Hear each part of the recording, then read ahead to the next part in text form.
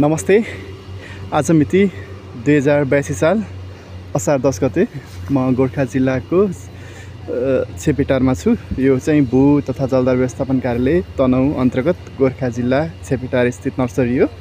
यहाँ देख्न सकिन्छ यो टाँकीको बिरुवाहरू अनि त्यसपछि लिएर यता चाहिँ यो राईखन्युको बिरुवा हो अनि त्यसपछि लिएर अनि यता चाहिँ इपिलिपीको बिरुवाहरू छ अनि यो चाहिँ चाँपको बिरुवा हो।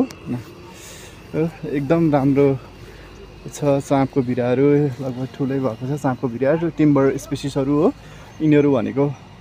टाँकी र राईखन्यु भनेको हाम्रो फोडो स्पेसिस हो। अनि त्यसपछि लिएर यता चाहिँ फ्रुट बेस्ड स्पेसिसमा चाहिँ हाम्रो कागतीको बिरुवाहरू देख्न सकिन्छ। अनि यता अर्नामेन्टल स्पेसिसमा पारिजात भयो।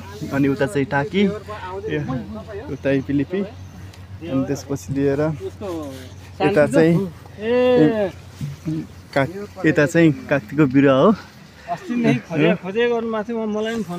अनि त्यसपछि लिएर यहाँ टाँकीको बिरुवाहरू लिन आइराख्नु भएको छ।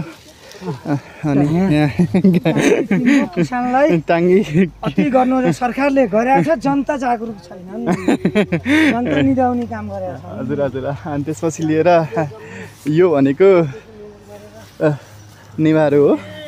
निमारो भनेपछि हाम्रो फोटो स्पेसिसमा भयो। उता किम्बु छ अनि यता चाहिँ कल्की छ। यो कल्की भनेको हाम्रो अर्नामेन्टल स्पेसिस भयो। अनि यता चाहिँ यो हाम्रो ऊ छ के अरे अमला भयो, फ्रुट बेस्ड ट्री।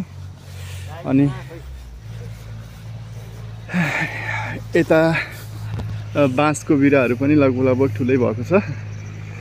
यो बाँसको बिरुवा हो, यता देख्न सकिन्छ बाँसको बिरुवा। अनि यो हाम्रो भू तथा जलधारा व्यवस्थापन कार्यालय दमौली अन्तर्गत छेपेटार स्थित नर्सरी हो।